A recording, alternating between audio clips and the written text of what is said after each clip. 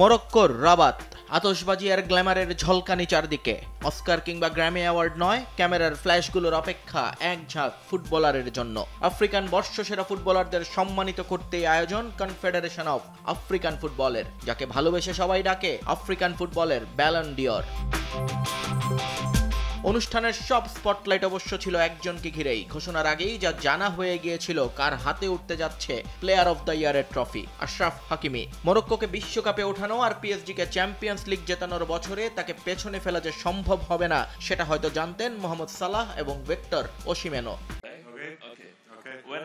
অবশেষে অনুষ্ঠানের শেষ দিকে এলো সেই মাহেন্দ্র খন, জিয়ান ইনফান্তিনোকে নিয়ে সিএফ প্রেসিডেন্ট জানালেন সেই নাম, আশরাফ হাকিমি। ভেঙে গেল 52 বছরের আফ্রিকান রেকর্ড। 1973 সালে কঙ্গোর রক্ষণভাগের ফুটবলার বুয়াঙ্গা চিমেনের পর দ্বিতীয় ডিফেন্ডার হিসেবে এই সম্মাননা জিতলেন হাকিমি। পেছনে ফেললেন সালাহ এবং ওসিমেনকে। শুধু তাই নয়, 1998 সালে মুস্তফা হাজির পর দ্বিতীয় মরক্কান হিসেবে এই পুরস্কার পেলেন আশরাফ হাকিমি। ডেন্টিস্টের পরামর্শ নাও নতুন কোলগেট অ্যাক্টিভ সল্ট।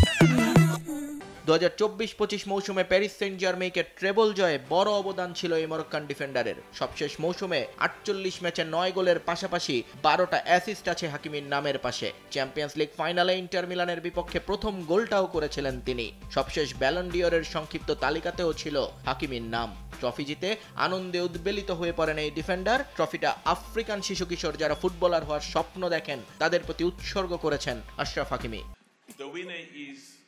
পুরস্কারের রাতে আরও দুটো ট্রফি উঠেছে মরক্কানদের হাতে। বর্ষসেরা গোলরক্ষক হয়েছেন হাকিমির জাতীয় দল সতীর্থ বুনো ইয়াসিন, আর নারীদের বর্ষসেরা গোলরক্ষক গিজলান চেব্বাক।